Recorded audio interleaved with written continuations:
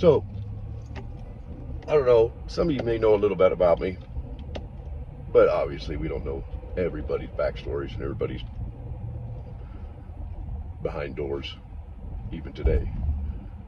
But we pick up on a few things as we visit or we see their videos.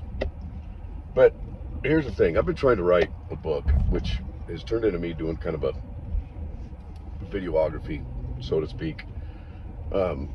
Just here and there, little bits and pieces, right? Put it all together with a video, not like for here, because it's going to be longer than that, but, and then hopefully find a way to put it into book form.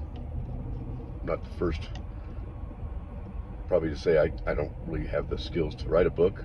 I know they have books on how to write a book, videos, and that kind of stuff to help you, right?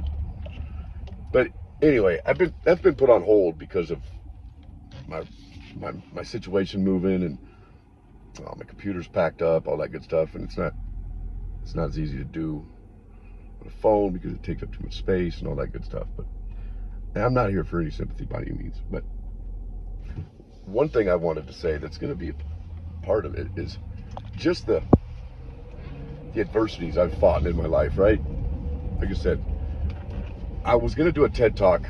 I've applied at 20 of them. I was going to stand up and talk and explain and talk about, the facts of being an empath, what a hinder it's been all my life. And now I'm empowered, but it still hinders me on occasion because we have such big hearts and we have such sensitive feelings, and, our intuition, that sometimes really hinders me. I wish I could be oblivious at times. Now, with everything that's went down the last couple of years, as some of you have probably experienced, it's a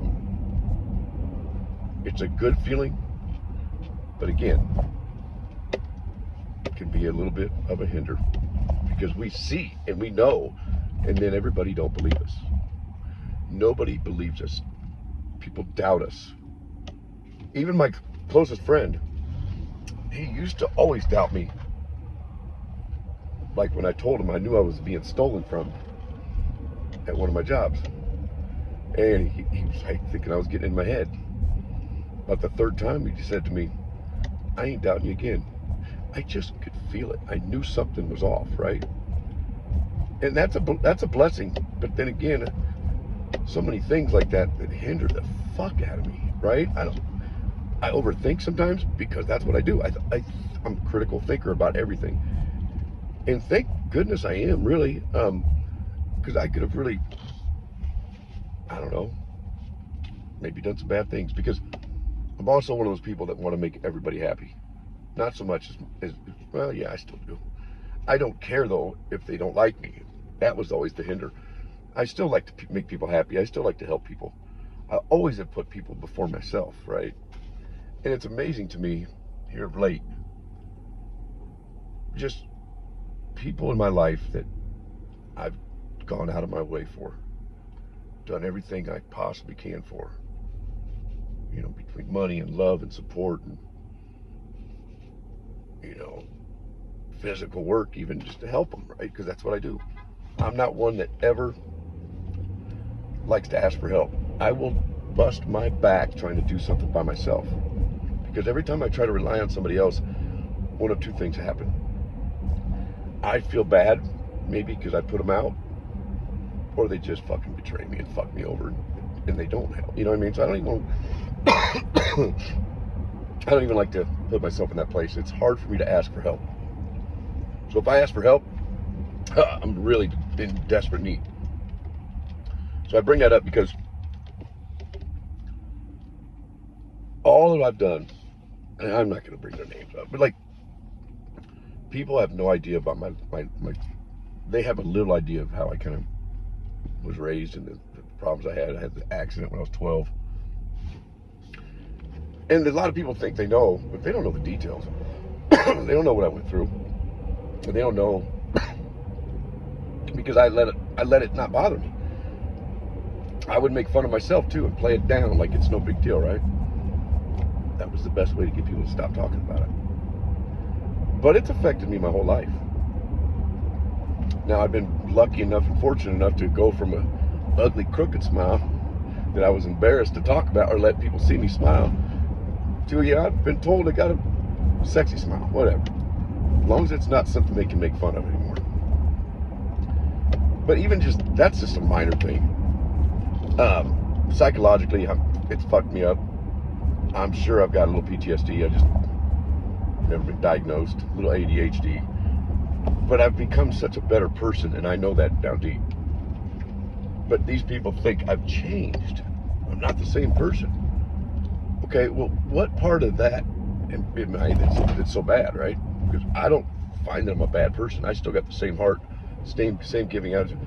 But what it is for me is when people don't give you the same treatment back as you give, it turns you off. And what my biggest weakness is seeking approval. And I don't know if that's because my dad died so young or what it is, but I've always wanted someone to just to give me approval. Like, tell me, bad job, good job, just tell me something. Because I've winged it. I've winged it my whole life. If that makes any sense to anybody, I've winged it my whole fucking life.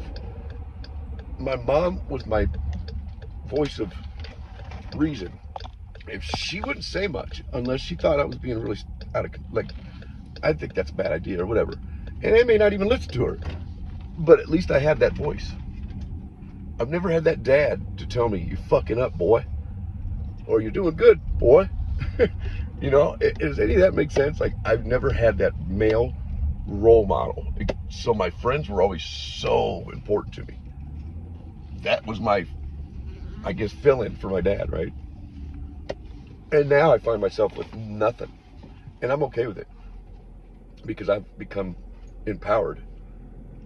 And I now know who I am. This 2 years, as bad as it's been, has been a big help for me, actually. It's got me a chance to know who I am. And I've always kind of knew it. But I think spending time alone, you really get a chance to know yourself. So for anybody that don't like me or you think I'm cocky, I'm going to promise you this. I'm cocky only when I'm pushed and made to be cocky in sports. I never was the first one running my fucking mouth. But the other side, they run their chops. Oh, I can get right back at you. But my first thought and my first step or movement when I talk to people or I meet somebody is to be kind and say hello. And I've always said, you're my friend until you're not. If any of that makes sense. What I'm getting at here is it's just amazing how many of you people I think like me and have been supportive. And I like you guys too. Like, I've met a lot of good people on here. And there's going to be people that don't like you. That's just part of life. But when it's your own family and your own friends who you thought knew you, but they only knew you when it benefited them, is the way I look at it. Because, yes, I've changed. I don't drink. Like, I maybe have occasionally a beer, but I don't party. I don't do the things I used to do. And all of a sudden, they're just gone from my life. And then you have a family that you put everything into to them. You gave them everything you had, your heart, your love, your money. And as soon as you have a bad time or you're in a bad place, all they can do is judge from afar. Not see if they can help you or see if there's anything they can do or just support you in your journey. Instead, they'll be mad at you because maybe you disagreed with them. And maybe they didn't like what you had to say. But see, I'm not like that. How come I can be mad at somebody. Everybody gets in an argument. I can be mad at somebody. But I won't stay mad at them. I won't hold a grudge. And the time frame of how long I'm mad, I bet ranges from 5 minutes to 30 minutes. If they apologize and we can move on, it's forgotten.